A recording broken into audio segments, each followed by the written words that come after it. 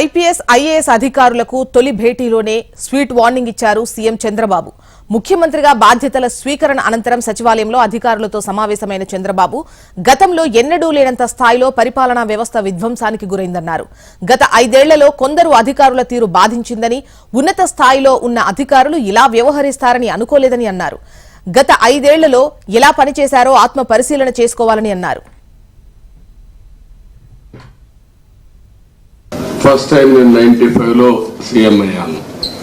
Some of the officers are working at that time. మీలో కొంతమంది 4th time. కానీ ఎప్పుడు కూడా నాకు ఇంత కన్సర్న్ కలగలేదు. First time I'm concern. Administration all India services కానీ అటు ఐపీఎస్ ఇటు ఐఏఎస్ లేకపోతే ఐఎఫ్ఎస్ మోస్ట్ రెస్పెక్టబుల్ సర్వీసెస్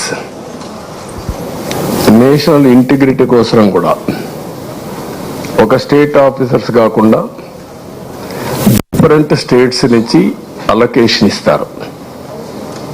అది ఇండిపెండెన్స్ వచ్చినప్పటి నుంచి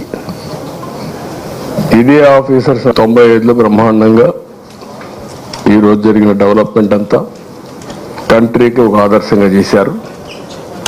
కానీ ఈ 5 ఏళ్ళు మాత్రం ఏం చేశారో మీరే ఆత్మవిమర్శ చేసుకోవాలి. I don't want tell all these things now. ఎందుకంటే నేను చూసిన తర్వాత అడ్మినిస్ట్రేషను ఇంత అన్యాయంగా తయారవుతుందని నేను ఎప్పుడు ఊహించలేదు. డెవలప్మెంట్ కూడా నేను చూస్తున్నాను, నిన్నటి నుంచి చూస్తున్నా. డిపార్ట్మెంట్స్ అన్నీ కూడా డీఫంక్ట్ అయినాయి, సిస్టమ్స్ అన్నీ కూడా డీరేల్ అయిపోయినాయి.